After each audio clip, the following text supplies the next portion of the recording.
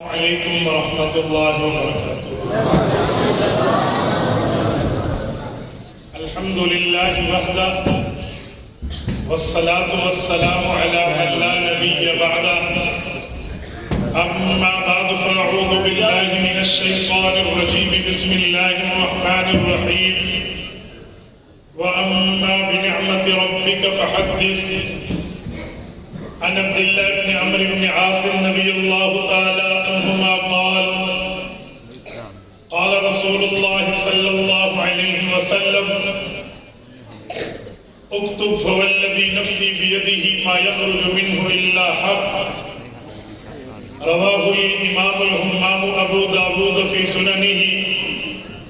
اللهم صل على محمد وعلى آل محمد كما صليت على إبراهيم وعلى آل إبراهيم إنك حميد مجيد۔ اللهم بارك على محمد وعلى آل محمد كما باركت على إبراهيم وعلى آل إبراهيم إنك حميد مجيد۔ یا الہی آج تو صدیق سا ایمان دے، یا الہی آج تو صدیق سا ایمان دے، آنکھ دے وہ رسوائے فاروق کی پہچان دے، کر مبرہ عیب سے اور عفت عثمان دے، کر مبرہ عیب سے اور عفت عثمان دے، فقر دے کرار کا اور حیدری اوسان دے۔ معزز دوستو، آج 1 فروری 2023 بروز بدھ ہے، اور آپ کے یہاں جامعہ محمدیہ میں لاہور کے اندر مولانا عبدالحفیظ دامت برکاتہم اور عزیزم محمد کاشف کی دعوت پرخلوص پر آپ کی خدمت میں موجود ہوں۔ میرے دوستو، رب کریم کا کرم ہے کہ 1 درجن سے زائد علماء کرام ہمارے اس ادارہ سے فاضل ہو رہے ہیں۔ میرے دوستو، 2 درجن سے زائد طلباء کرام نے قرآن کریم کو اپنے سینے میں محفوظ کیا ہے۔ مبارکباد کے مستحق ہیں یہ پڑھنے اور پڑھانے والے، مبارکباد کے مستحق ہیں ان کے پیرنٹس، ان کے والدین، ان کے سرپرست، اور مبارکباد کے مستحق ہیں وہ معاونین جن کا مال اس کے پڑھنے میں استعمال ہوا ہے۔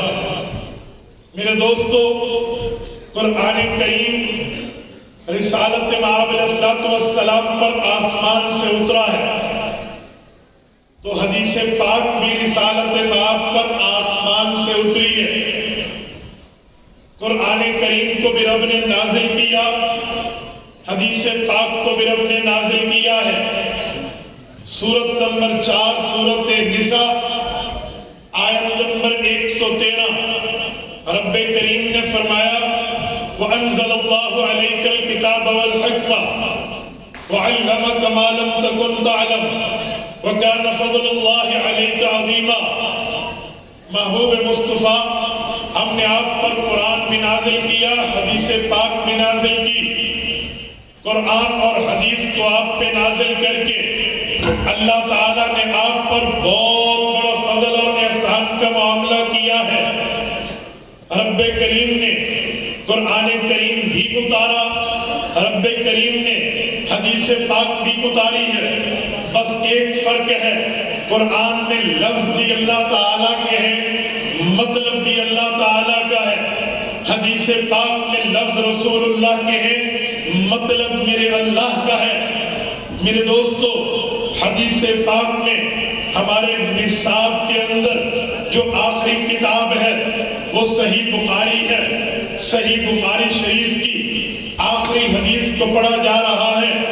ابھی آپ کے سامنے یہ طلباء عظام کو صحیح بخاری شریف کی آخری حدیث پڑھائی جائے گی۔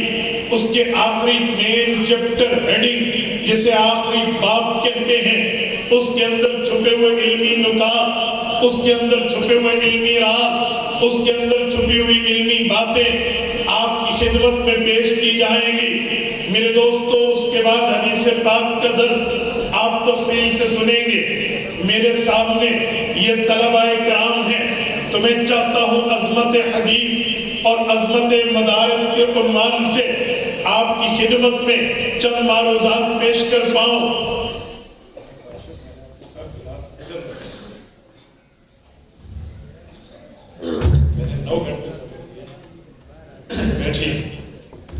میں چاہ رہا ہوں حدیث پاک کی اہمیت پر آپ کی خدمت میں بات کر پاؤں۔ میرے دوستو، حدیث پاک کی ایک اہمیت تو یہ ہے کہ رب کریم نے اس کو آسمان سے نازل کیا ہے۔ حدیث پاک کی دوسری اہمیت پر بات کر رہا ہوں۔ پیغمبر کے فرمان کی اتنی حیثیت ہے، اسلام میں رسول اللہ کے فرمان کی اتنی ویلیو ہے۔ رب کریم نے رسالت مآب علیہ السلام کی بات تو اتنی حیثیت دی ہے کہ جس وقت بندہ ایمان لاتا ہے، ایمان لانے میں قرآن کریم کا نمبر بعد میں ہے، حدیث پاک کا نمبر پہلے۔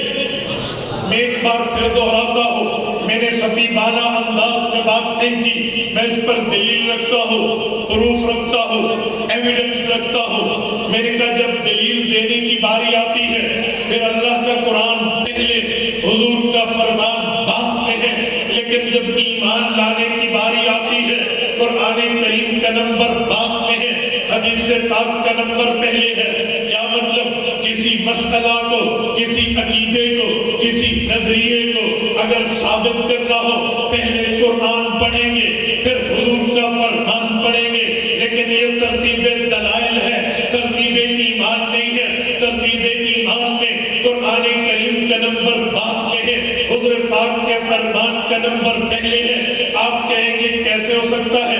میں مثال بڑی آسان لانے لگا ہوں۔ اللہ کی کتاب ہے، یہ بات ہمیں کس نے بتائی ہے؟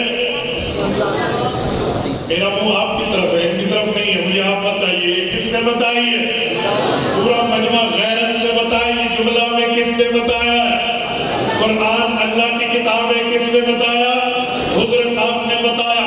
جب ہمیں اللہ کے رسول نے بتا دیا قرآن اللہ کی کتاب ہے، اس کو مانو، یہ بات حضور نے بتائی، ہم نے حضور پاک کی بات کو سچا مانا، پیغمبر کے فرمان پر اعتبار کیا، رسول اللہ کی بات کو تسلیم کیا کہ حضور سچ فرما رہے ہیں، یہ اللہ کی کتاب ہے، حضور کی بات حقیقت ہے، یہ اللہ کا قرآن ہے، رسالت مآب کی بات سچائی پر مبنی ہے، یہ اللہ کی وحی ہے۔ اس کے بعد ہم نے قرآن کو اللہ کی کتاب مانا تو پہلے حضور کی زبان کو سچا مانا، پھر اللہ کے قرآن کو مانا۔ پہلے ایمان حدیث پر ہوا، پھر ایمان قرآن۔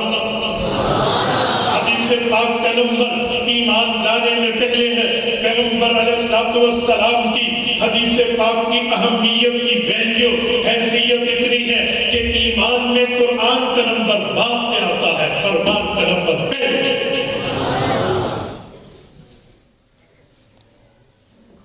میرے دوستو، رسالت مآب علیہ السلام کے فرمان کی اتنی حیثیت ہے، تیسرے نمبر پہ پوائنٹ عرض کر رہا ہوں، ذرا توجہ رکھنا، اپنی توجہ کو میرے ساتھ سلامت رکھنا، میں نے آپ سے جواب لینا ہوگا۔ توجہ نہ ہوئی شاید آپ کے ذہن سے یہ دلیل کا جملہ سلپ ہو جائے، توجہ رکھنا، میری آنکھوں میں آنکھیں ڈال کے بات سننا۔ نوجوان آدمی ہوں، نوجوان بات کرتا ہوں، پر کرتا اس وقت ہوں جب سامنے چہروں پہ بھی جوانی جھلک رہی ہو۔ توجہ رکھنا، میں حدیث پاک کی اہمیت پہ تیسرا پوائنٹ عرض کرنے لگا ہوں۔ مجھے بتائیں، ہم نماز میں قرآن پڑھتے ہیں یا حدیث پڑھتے ہیں؟ کیا پڑھتے ہیں؟ خدا آپ کو حج پہ لے جائے، ہم نماز شروع حدیث سے کرتے ہیں، ہم نماز میں قرآن سے زیادہ حدیث پڑھتے ہیں۔